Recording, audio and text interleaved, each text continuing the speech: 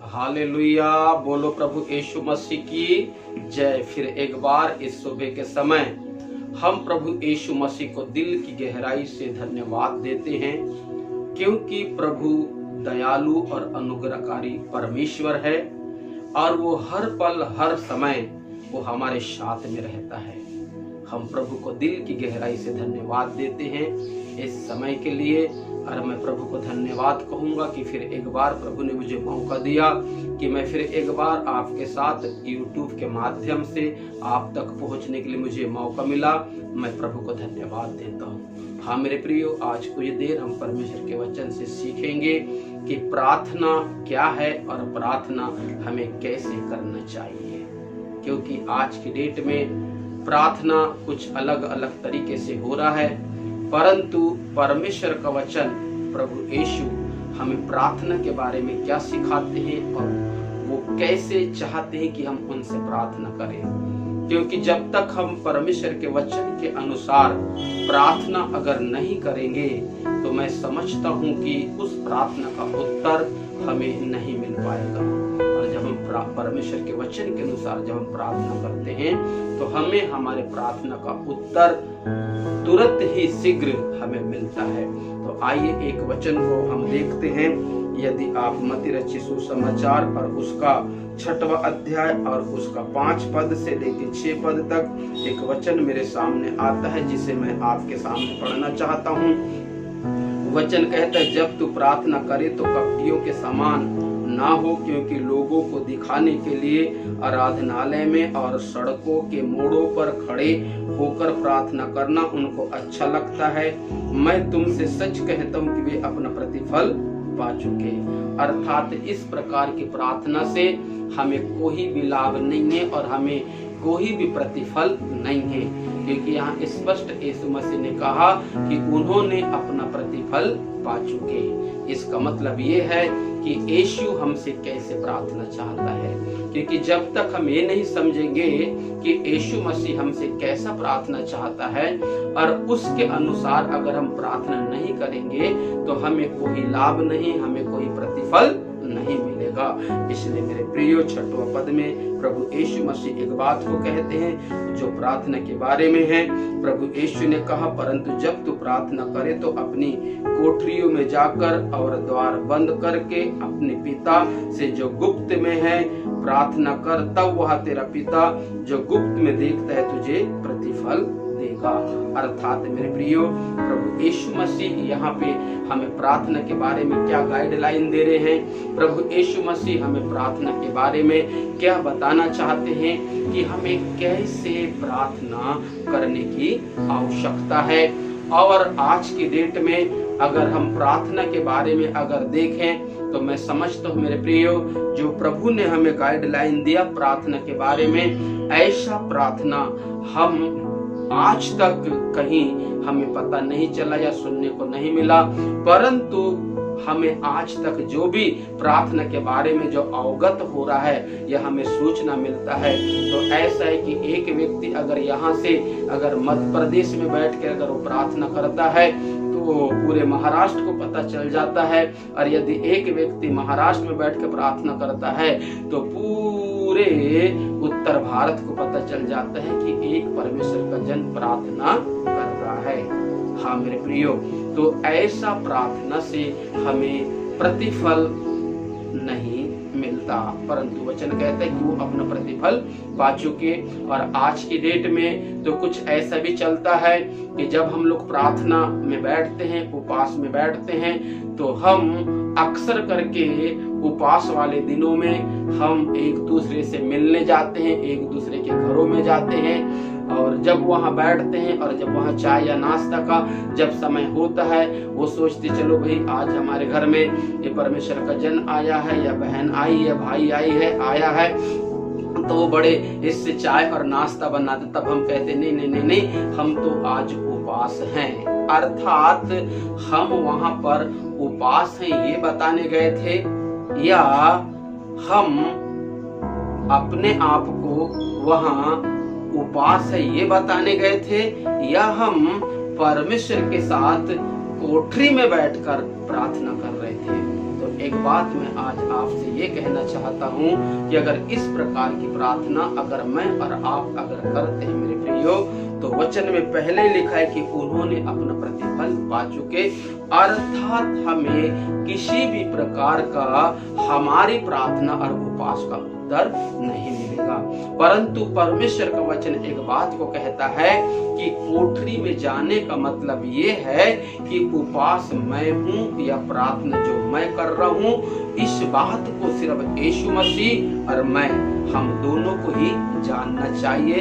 अन्यथा किसी other percent व्यक्ति जो बाहर का है उसे भी मालूम नहीं होना चाहिए कि आज ये भाई प्रार्थना कर रहा है या उपवास कर रहा है या उपवास में बैठा है या इतने दिन की उपवास कर रहा है। तो एक बात मैं आपसे कहता हूँ कि यदि हम अगर उपवास में बैठे हैं और हमने एक छोटा सा मैटर लिख दिया और उसे व्हाट्सएप में हमने फॉरवर्ड कर दिया और कहते कि नहीं देखो मैं 40 दिन के उपवास में हूँ, देखो मैं 120 दिन के उपवास में हूँ, तो तुम हमारे लिए क्या करो, प्रार्थना करो। तो इसका मतलब ये है कि इस प्रार्थना से हमें कोई प्रतिफल नहीं, परंतु हम अपने उपवास का पब्लिसिटी लोगों के बीच में कर रहे हैं। और जब हम अपने उपवास और प्रार्थना का जब पब्लिसिटी लोगों के बीच में करते हैं, तो उस उपवास और प्रार्थना से परमेश्वर को महिमा नहीं मिलती, परमेश्वर को महिमा नहीं मिलती, परंतु हम खुद महिमा लेना चाहते हैं।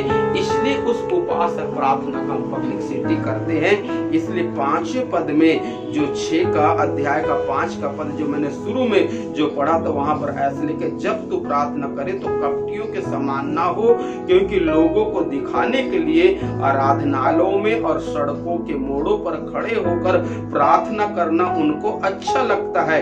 मैं तुमसे सच कहता हूँ कि अपना प्रतिफल पा चुके। हाँ मेरे प्रियो, वो अपना प्रतिफल पा चुके। इसका मतलब ये है कि इस प्रार्थना से परमेश्वर को महिमा नहीं मिलती। इसलिए एक बात मैं आपसे कहना चाहता हूँ, क्योंकि परमेश्वर का वचन यदि हम 16वां पद में आ जाएं, तो यहाँ पर ऐसा लिखा है 16 पद में, जब तू उपवास करे तो कपटियों के समान तुम्हारे मुंह पर उदासी न छाई रहे, क्योंकि वे अपना मुंह बनाए रहते हैं ताकि लोग उन्हें उपवासी जाने। मैं तुमसे सच कहता हूँ, मैं तुमसे सच कहता हूँ, वे अपना प्रतिफल पा चुके। हाँ मेरे प्रियो, तो हम जो उपवास और जो प्रार्थना कर रहे हैं, हम किसको दिखा रहे हैं? यहाँ पर यीशु मसीह ने क्या बोला? हम जो उपवास कर रहे हैं, प्रार्थना कर रहे हैं, हम किसको दिखा रहे हैं? क्योंकि यीशु मसीह यहाँ पर स्पष्ट रीति से इस बात को कहता है कि वे अपना प्रतिफल पा चुके।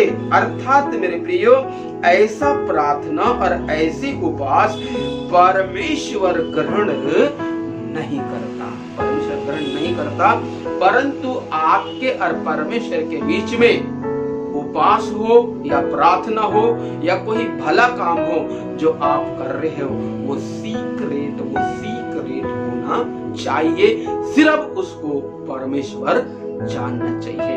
और जब उसको परमेश्वर जानेगा, तो मैं समझता हूँ कि आपका आमीन कहने के पहले आपका उत्तर आपके पास होगा। क्योंकि मेरा परमेश्वर एक बात कहता है, तुम मांगते बाद में हो, परंतु उससे पहले ही मैं तुमको दे देता। इसलिए हम में से हर एक को, जो हम प्रभु यीशु मसीह के पीछे चलते हैं, हम में से हर एक को जब हम प्रार्थना करते हैं या हम उपवास करते हैं, हाँ मेरे प्रियो, या हम जब प्रीच करते हैं, तो मैं समझता हूँ वो पहले मेरे प्रियो वो हमारे लिए होता है। इसलिए एक बात ध्यान रखना प्रियो, कि परमेश्वर को वो पसंद नहीं जो मुझे और आपको पसंद है, परंतु परमेश्वर को वो पसंद है जो मुझे और आपको जो पसंद नहीं। पर मुझे जो पसंद है वो परमेश्वर को पसंद नहीं, इसलिए मुझे वो पसंद होना चाहिए जो परमेश्वर को पसंद है। इसलिए एक बात याद रहे मेरे प्रियो कि परमेश्वर आज हमसे क्या चाहता है वो हम में से हर एक को जानने की आवश्यकता है। और यहाँ पर चौथी बात, एक बात मैंने देखा, चौथी बात में प्रभु यीशु मसीह का वचन कहता है 17 पद में, परंतु जब तू उपवास करे तो अपने सिर पर तेल मल और मुंह धो। अर्थात मेरे प्रियो, जब तू उपवास करे तो अपने सिर के ऊपर तेल मल और मुंह धो। हाँ मेरे प्रियो, मुंह धो, ताकि लोग नहीं परंतु तेरा पिता जो गुप्त में है तुझे उपवासी जाने। इस दशा में तेरा पिता जो गुप्त में देखता है तुझे प्रतिफल देगा। हालेलुया, बोले यीशु मसीह की। हाँ मेरे प्रियो, वचन में लिखा है कि तेरा पिता जो गुप्त में देखता है तुझे उपासी जाने। इस दशा में तेरा पिता जो गुप्त में तुझे देखता है तुझे प्रतिफल देगा। हाँ मेरे प्रियो, तो कहने का मतलब ये है कि हमारा जो प्रार्थना का जीवन है, हमारा उपवास का जीवन है और हमारा जो भला काम जो मसीह यीशु में होकर जो हम करते हैं, ये सब गुप्त होना चाहिए, ये सब गुप्त होना चाहिए। और जब हम गुप्त में जब इस काम को करते हैं तो निश्चय ही हमें उसका प्रतिफल मिलता है, निश्चय हमें उसका प्रतिफल मिलता है। और प्रतिफल से एक बात मैं आपसे ये बताना चाहता हूँ, यदि आप मेरे साथ में अगर प्रेरितों के काम में अगर आ जाते हैं और उसका 10वां अध्याय को अगर आप खोल लेते हैं तो 10वां अध्याय में, प्रेरितों के काम 10वां अध्याय में एक अच्छी बातें यहाँ पर हमको सीखने को मिलती है। यहाँ पे एक कुरनेलियुस नाम का एक सूबेदार जो था, और वचन कहता है कैसरिया में कुरनेलियुस नाम का एक मनुष्य था जो इतिल्यानी नामक पलटन का सूबेदार था। हाँ मेरे प्रियो सुनिए, ये जो सूबेदार जो था इसका नाम कुरनेलियुस था, और ये जो सूबेदार जो था इसके बारे में परमेश्वर का वचन कहता है वो भक्त था और अपने सारे घराने समेत वो परमेश्वर से डरता था और यहूदी लोगों को बहुत दान देता और बराबर परमेश्वर से प्रार्थना करता था। हाँ मेरे प्रियो, ये जो सूबेदार जो था ना, ये जो परमेश्वर से जो डरता था और यहूदियों को जो बराबर दान देता था, और वचन कहता है ये अपने पूरे घराने समय परमेश्वर से डरता था और बराबर परमेश्वर से प्रार्थना करता था। अर्थात ये जो था इसका सीक्रेट था। ये जो वचन यहाँ बता रहा है ये कुरनेलियुस का सीक्रेट था, क्योंकि ये परमेश्वर से डरता था, परमेश्वर से प्रार्थना करता था और परमेश्वर के लोगों को बराबर ये दान देता था। अर्थात ये जो कुरनेलियुस का ये जो काम था ये सीक्रेट था, क्योंकि इस काम को सिर्फ परमेश्वर जानता था और दूसरी बात अगर कोई जानता था तो कुरनेलियुस जानता था। हाँ मेरे प्रियो, जबकि एक सूबेदार है, ये सूबेदार है, इसने अपने धर्म के काम का कभी भी पब्लिसिटी नहीं किया कि मैं परमेश्वर से डरता हूँ, मैं परमेश्वर के लोगों को दान देता हूँ और मैं बराबर अपने परिवार सहित परमेश्वर से प्रार्थना करता हूँ। ऐसा करके ये कभी भी लोगों को पब्लिसिटी नहीं करता था। इसलिए ये इसका रिजल्ट जब सामने आता है तब एक बात हम देखते हैं 3 पद में ऐसा लिखा है, उसने दिन के तीसरे पहर के निकट दर्शन में स्पष्ट रूप से देखा कि परमेश्वर का एक स्वर्गदूत उसके पास भीतर आकर कहता है, हे कुरनेलियुस। उसने उसे ध्यान से देखा और डर कर कहा, हे प्रभु क्या है?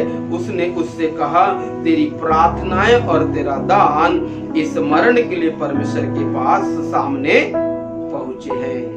हाँ कहने का मतलब ये है मेरे प्रियो कि जब हमारा प्रार्थना सीक्रेट होता है, जब हमारा दान सीक्रेट होता है, जब हमारा उपवास सीक्रेट होता है, सिर्फ परमेश्वर को पता होता है, उस वक्त मेरे प्रियो हमारे प्रार्थना और हमारे उपवास का और हमारे भले काम का जो उत्तर है वो अति शीघ्र हमारे जीवन में आता है, हमारे घर में आता है, हमारे गोद में आता है।